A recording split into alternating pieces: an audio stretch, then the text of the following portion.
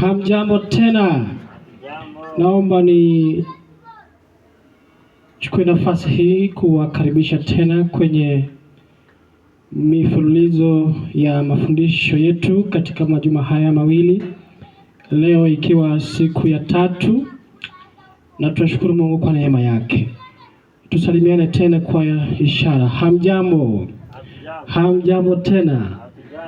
Salimia aliye karibu nawe, mwambie karibu sana, Mungu anakupenda. Karibu sana, Mungu anakupenda. Walio kwenye maduka na wasalimia mjambo. Bwana asifiwe. Amina, amina. Naomba kwa sababu ya wakati, msomaji wangu, naomba uteremke nami hadi kitabu cha Kumbukumbu la Torati. Sura yake ni ile ya 30, aya yake ni ya 19. Kumbukumbu la Torati 30:19 inasema, nazishuhudia mbingu na nchi juu yenu hivi leo, kuwa nimekuwekea mbele yako uzima na mauti, baraka na laana. Teremka. Basi chagua uzima. Teremka tena. Ili uwe hai, wewe na uzao wako. Amina. Naomba tena urudie kwa utukufu wa Bwana. Naam, neno la Mungu linasema hivi. Neno la Bwana linasema, kitabu ni cha Kumbukumbu la Torati, sura yake ya 30, aya yake ni ile ya 19.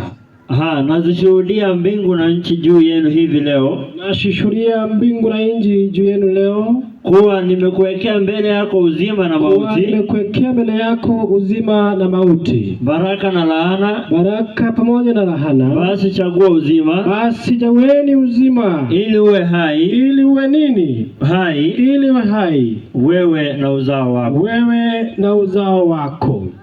Amen. Bwana asifiwe. Amina. Nipate kuomba. Mtakatifu Bwana wa majeshi, mfalme wa wafalme, jina lako litukuzwe sana kwa sababu umetukuka.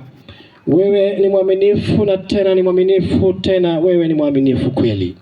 Umetupa nafasi na neema ya kuweza kushuhudia mbingu, ya kwamba umetupa nafasi ya kufanya uchaguzi.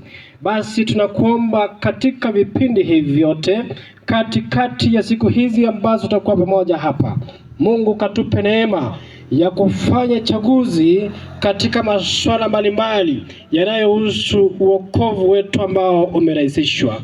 Asante kwa mwalimu wa kwanza ambaye umekwisha kuondoka, ambaye ametufundisha na kutukumbusha ya kwamba mitandao, teknolojia, jinsi ambavyo imeathiri vijana wengi katika nyakati hizi.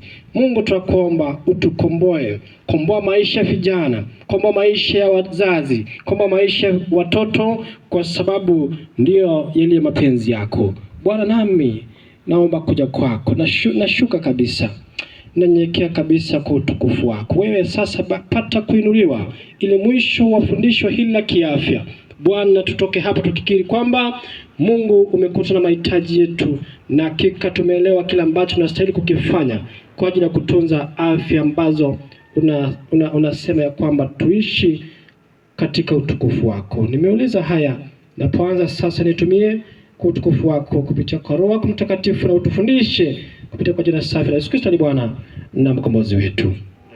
Msomaji, kile kitabu cha Kumbukumbu la Torati, maandiko matakatifu yanasema, basi huyu ni Musa anaandika maneno haya. Anaandika akiongozwa na Roho Mtakatifu.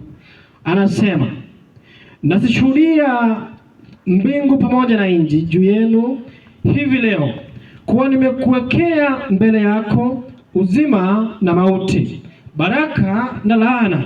Basi chagua uzima, ili uwe hai, wewe pamoja na uzao wako, kumpenda Bwana Mungu wako, kuitii sauti yake na kushikamana naye, kwani hiyo ndiyo uzima wako na wingi wa siku zako, upate kukaa katika nchi ambayo Bwana aliwapia baba zako Ibrahimu, Isaka pamoja na Yakobo kuwa atawapatia. Ninawakaribisha watakatifu wa Bwana ili tukaweze kuingia tena kwenye kipindi cha ushauri wa kiafya. Basi mahali popote ulipo pale nyumbani, na hata wewe uliye katika kazi zako za kila siku, walio kwenye maduka yao, tunawakaribisha sana katika kwenye uwanja huu ili tukaweze kufundishana.